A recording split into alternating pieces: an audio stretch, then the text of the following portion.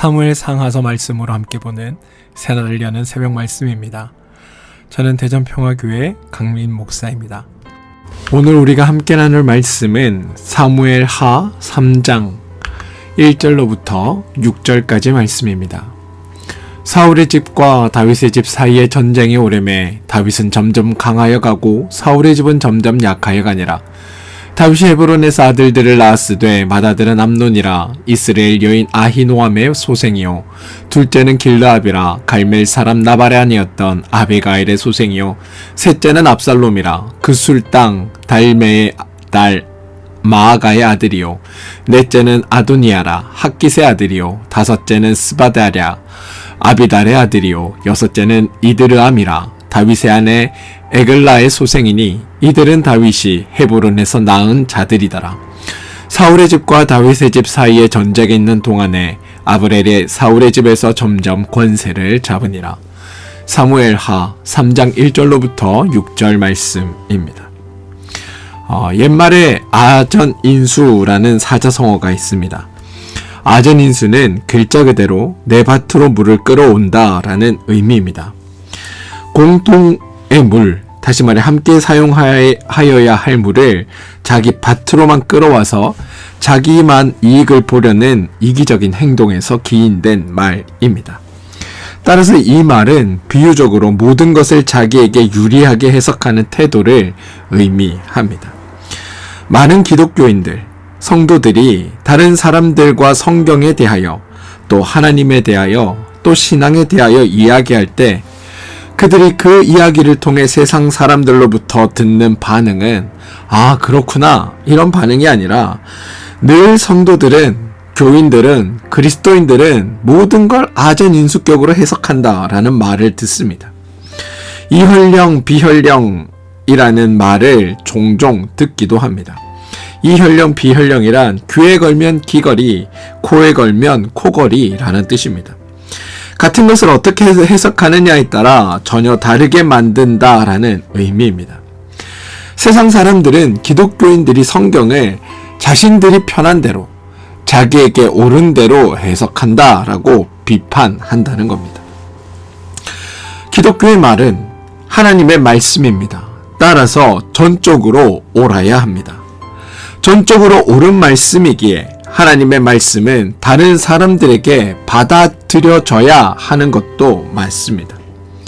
혹여라도 우리가 말씀을 드러내고 전함이 있어 다른 사람들로 하여금 하나님의 뜻을 이해할 수 없게 말하거나 혹은 너무나 저급하고 너무나 유치하고 도무지 말이 되지 않는 이야기를 해서 사람들에게 거부당하는 실수를 하지는 말아야 합니다. 제가 예전에 학교를 다닐 때 사람을 세 분류로 나누는 것을 배운 적이 있습니다. 꼭 있어야 할 사람, 있으나 마나한 사람, 있어서는 안 될 사람이 있다라고 배웠습니다. 그 중에서 우리는 꼭 있어야 될 사람이 되자라는 교육도 받았습니다. 지금 생각하면 말도 안 되는 구분입니다. 성경적으로 생각하면 하나님이 주신 생명을 가진 인간인데 있어서는 안 될 사람으로 분류된다는 것 자체가 가당치도 않은데 그때는 그럴듯하다라고 생각했었습니다.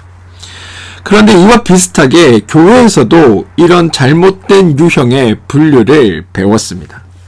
뭐냐하면 예를 들어 사울은 불순종의 모델이고 다윗은 순종의 사람이다라고 소개하면서 그 중에 하나가 우리의 모습이 되기를 요청할 때가 있다는 겁니다.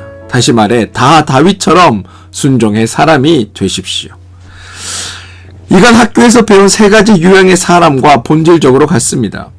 사람을 좋은 모델과 나쁜 모델로 나누고 우리는 좋은 모델이 되자라고 가르치는 겁니다.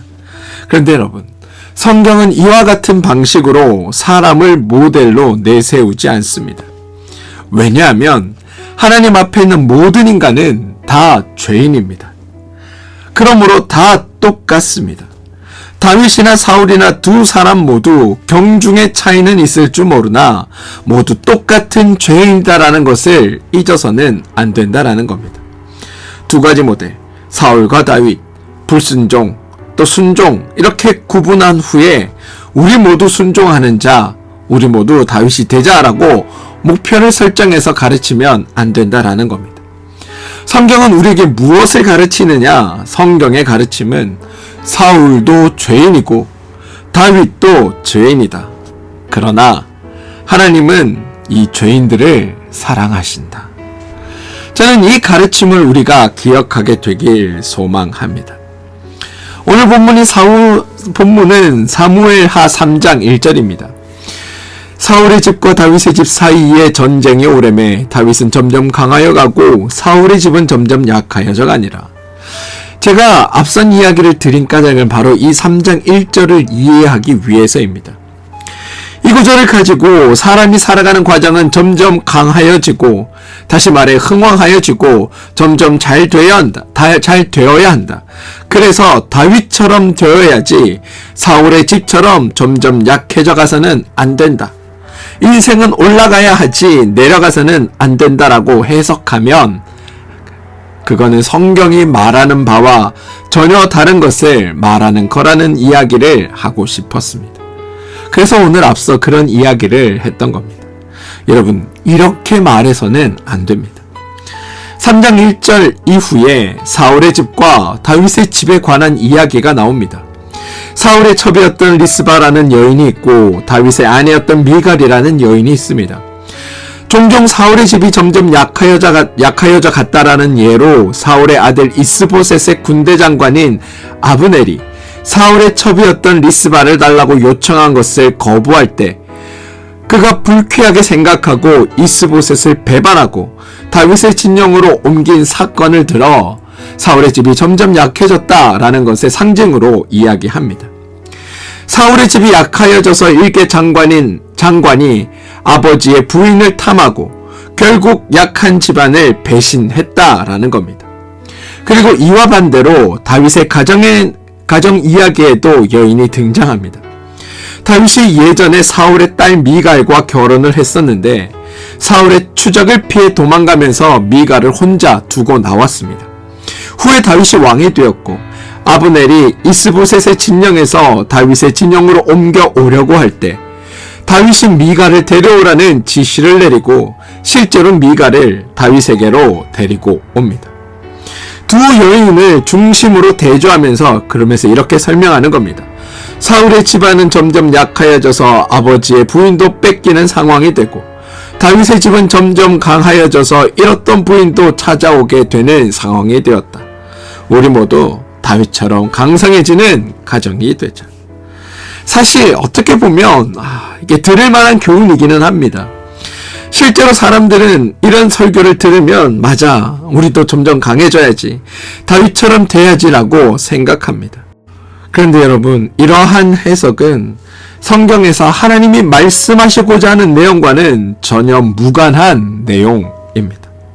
이런 걸 아전 인수격 해석이라고 부르는 겁니다. 성경 본문을 자기들에게 유리하게 자기들이 듣고 싶은 대로 해석하는 겁니다. 사람들은 다윗이 옳고 다윗이 맞고 다윗이 잘했다라고 생각합니다. 그래서 다윗에 대해 기본적으로 왜곡하는 편견을 가집니다. 이게 문제의 시작입니다.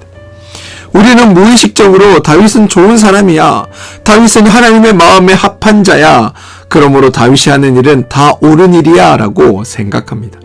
그런데 여러분, 이건 잘못된 생각입니다.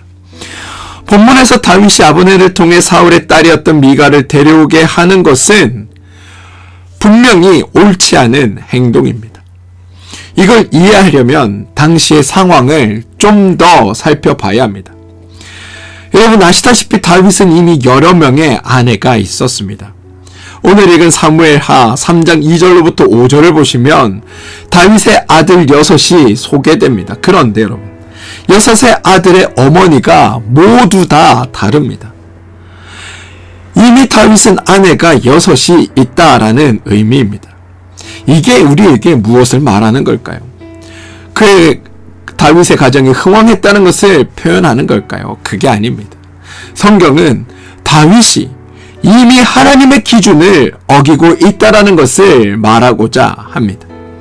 신명기 17장 17절에서 하나님께서 이스라엘이 왕이 세워졌을 때 왕이 하지 말아야 할 세 가지를 말씀하셨습니다. 첫 번째, 은금을 많이 두지 말 것. 두 번째, 말을 많이 두지 말 것. 세 번째, 아내를 많이 두지 말 것. 이것은 명확한 하나님의 명령입니다. 그런데 다윗은 이미 아내가 6입니다. 이미 이 명령을 어기고 있습니다. 세상에서 기준에서 본다면 왕은 식구가 많은 게 유리합니다. 그래야 외척들과 결혼을 통해 왕권을 튼튼히 할 수 있고 자신을 반대하는 이들의 반란을 쉽게 진압할 수 있게 됩니다. 세상의 왕은 부인을 여럿 두고 후궁들도 많이 두고 많은 왕자들을 두어 귀족들이 감히 이 왕권을 넘보지 못하게 하는 것, 그래서 왕권을 강화시키고 왕권을 튼튼하게 하는 것이 왕의 역할이었습니다. 그런데 여러분, 성경은 세상의 방식과 다릅니다. 성경은 왕을 권세자, 다시 말해 왕권을 유지하고 그것을 탄탄하게 위한 자로 세우는 것이 아닙니다. 성경은 왕을 하나님을 가르치는 자, 하나님의 뜻을 대신 드러내어 다스리는 자 정도로 이해합니다. 그래서 왕의 권한이 강해지는 것을 옳지 않은 것으로 여깁니다. 왕의 권한이 아니라 왕을 통해 드러나는 모습을 통해 하나님이 드러나고 하나님이 강조되고 하나님께서 다스리신다는 것을 강조하는 것, 이게 하나님의 뜻입니다. 하나님은 인간의 속성과 인간이 운영하는 제도의 속성을 정확히 아시기에 왕이 된 자는 권력이라고 생각하지 말고 왕권을 강화하려는 의도로 아내를 많이 두어 복잡하게 하지 말라라고 명령하신 겁니다. 하지만 다윗은 이미 아내를 6이나 두고 하나님께서 주신 규례를 명백히 어기고 있는 중입니다. 사람들은 다윗을 선하고 의롭고 정당하게 행동하는 자라고 생각합니다. 그래서 다윗의 결점이라곤 사무엘하 11절에 나올 밧세바 사건 하나뿐이다라고 생각합니다. 그런데 이것 자체가 잘못된 생각이라는 겁니다. 다윗은 이미 하나님의 기준과 다르게 아내를 여럿 두었고 다윗이 사울의 딸이었던 자기의 예부인 미갈을 데려오는 과정 또한 매우 좋지 않음을 우리는 말씀을 통해 봅니다. 오늘 읽진 않았지만 사무엘상 13절로부터 16절을 보시면 이렇게 고백되어 있습니다.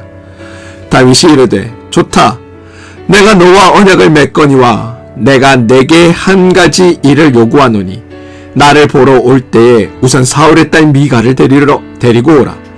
그리하지 아니하면 내 얼굴을 보지 못하리라 하고 사울의 아들 이스보셋에게 전령을 보내 이르되 내 처 미갈을 내게로 돌리라. 그는 내가 전에 블레셋 사람의 포피 100개로 나와 정원한 자니라. 이스보셋이 사람을 보내 그의 남편 라이스의 아들 발디엘에게 그를 빼앗아 오매 그의 남편이 그와 함께 오되 울며 바울임까지 따라왔더니 아브넬이 그에게 돌아가라 하매 돌아가니라. 미갈은 여러분, 다윗이 떠난 후에 독수공방하며 다윗이 자신을 찾아올 날만을 기다리고 있었던 상태가 아니었습니다. 무슨 말이냐? 미갈은 이미 다른 사람의 아내가 되어 있었다라는 겁니다. 뿐만 아니라 다윗 또한 미갈을 떠난 후에 이미 여러 부인과 함께 살고 있는 상태입니다. 다윗과 미갈 두 사람은 서로 다른 가정을 꾸려 각자의 길을 가고 있었다라는 겁니다. 그런데 다윗이 왕이 된 후에 갑자기 남의 아내가 되어있던 미갈을 다른 남자와 결혼하여 잘 살고 있는 남의 부인을 데려오라라고 말한 겁니다. 이건 옳지 않은 정도가 아니라 다른 남편의 아내를 약탈해오는 행위이며 십계명의 율법을 어기는 행위입니다. 이스보셋이 보내어 그 남편 라이스의 아들 발디엘에게서 취함에 미갈의 새 남편인 발디엘은 그것이 얼마나 안타까웠으면 잡혀가는 미갈을 쫓아나오고 나와 울고 있습니다.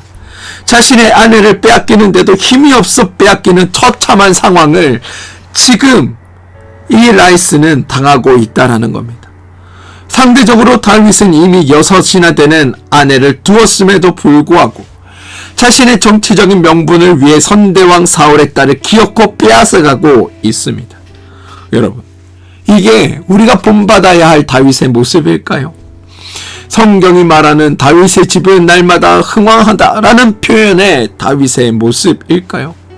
이게 하나님께 순종하여 복받은 자라고 생각하는 다윗의 모습입니까?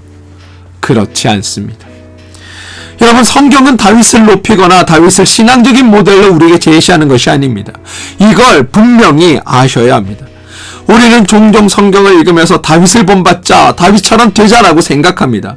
그런데 성경은 그렇게 말하지 않습니다. 성경에서 우리가 배워야 할 모범적인 인간의 모습은 나타나지 않습니다. 두 모델 중 사울과 같은 인생이 되지 말고 다윗과 같은 인생이 되자라는 교훈도 없습니다. 아브라함도 실수했고 모세도 실수했고 다윗도 실수합니다. 베드로도 실수했고 바울도 실수합니다. 성경에 나오는 모든 사람은 다 실수합니다. 그렇다면 성경은 우리에게 무엇을 말하고자 하는가? 성경은 완벽한 사람, 하나님께 은혜 받을 수 있는 특별한 사람이 있다는 것을 보여주는 것이 아니라 성경은 불완전하더라도 실수하더라도 그 사람마저도 사랑하시는 완벽하신 하나님을 우리에게 보여주고 있다는 것을 여러분들은 아시길 바랍니다. 다윗이 6명의 아내를 두었어도 하나님은 다윗과 함께 하셨습니다. 다윗이 미갈을 빼앗았어도 하나님은 다윗을 버리지 않으셨습니다. 다윗이 밧세바를 범했어도 하나님은 다윗을 회복시키셨습니다. 이게 성경이 우리에게 던지는 메시지입니다. 사람이 완벽해서가 아니라 하나님이 완벽하시기에 우리가 구원받는다. 내가 하나님 앞에 무언가를 더 채우고 더 열심을 내어 하나님 앞에 완벽해져서 하나님이 나를 쓰시는 것이 아니라 나를 사랑하시는 하나님의 그 은혜가, 우리를 사랑하시는 하나님의 그 사랑이 우리를 구원케 하고 하나님의 능력과 은혜 안에 복된 삶을 살도록 우리를 이끌고 가신다. 오늘 나의 삶은 내가 잘나서, 내가 대단해서 하나님이 나와 동행하시는 것이 아니라 나처럼 연약하고 부족한 존재임에도 나를 사랑하시는 완벽하신 하나님의 그 사랑 때문에 하나님이 나를 이끌고 가시며 나에게 복된 일들을 허락하시며 나를 하나님의 은혜의 자리로 이끌고 가신다. 이게 말씀을 읽으며 우리가 고백하고 발견해야 할 사실이라는 겁니다. 사랑하는 성도 여러분, 저는 이것을 여러분들이 오늘 분명히 깨닫게 되길 소망합니다. 사람을 모델로 제시하지 않는다. 성경은 하나님만을 우리에게 보여준다. 다윗도 죄인이고 사울도 죄인이다. 그리고 우리도 죄인이다. 모두가 똑같은 죄인이다. 그러나 하나님은 그런 우리를 사랑하신다. 사랑하는 성도 여러분, 하나님은 그렇게 우리를 사랑하십니다. 하나님은 불완전한 우리를 구원하십니다. 이게 바로 복음이고 이게 바로 은혜입니다. 나는 불완전하고 나는 죄인이고 나는 여전히 하나님 앞에 용서받을 수 없는 자이나 완전하신 하나님께서 그런 나를 사랑하시고 그런 나를 용서하시고 그런 나를 구원하시고 그런 나를 품어주신다. 성경은 바로 그 메시지를 우리에게 던지고 있다는 겁니다. 저는 오늘 여러분의 삶 속에 불완전하지만 그런 나를 사랑하시는 완벽한 하나님을 만나는 그런 복된 날 되길 소망합니다. 그리고 그 하나님으로 말미암아 승리하고 그 하나님 때문에 살아가는 그런 여러분들 되어주시길 주님의 이름으로 축원드립니다. 기도하겠습니다. 주님, 우리가 얼마나 성경을 내 마음대로 해석했는지를 고백합니다. 우리에게 유리한 대로, 우리가 듣고 싶은 대로 성경을 해석해 왔습니다. 불편한 내용은 회피하고 좋은 내용만 선택적으로 받아들였습니다. 하나님, 우리가 말씀을 있는 그대로 보게 하여 주시옵소서. 성경에 모범적인 인간은 없음을 깨닫게 하시고 그럼에도 불구하고 그런 불완전한 우리를 사랑하시는 완벽한 하나님을 성경이 우리에게 보여주고 있음을 깨닫게 하여 주옵소서. 그래서 우리가 사람의 완벽함을 추구하는 것이 아니라 우리를 사랑하시는 완전한 하나님의 은혜를 구하게 하시고 세상의 방식이 아니라 하나님의 방식을 따르는 우리가 되게 하여 주시옵소서.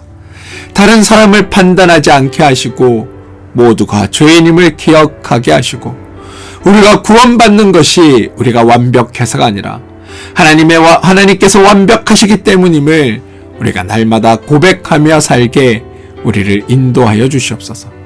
그래서 불완전한 우리를 사랑하시는 완벽한 하나님을 오늘 우리의 삶에 발견하게 하시고 그 하나님의 사랑에 감사하며 살아가는 우리 모두가 되게 하여 주옵소서. 예수님의 이름으로 기도합니다. 아멘.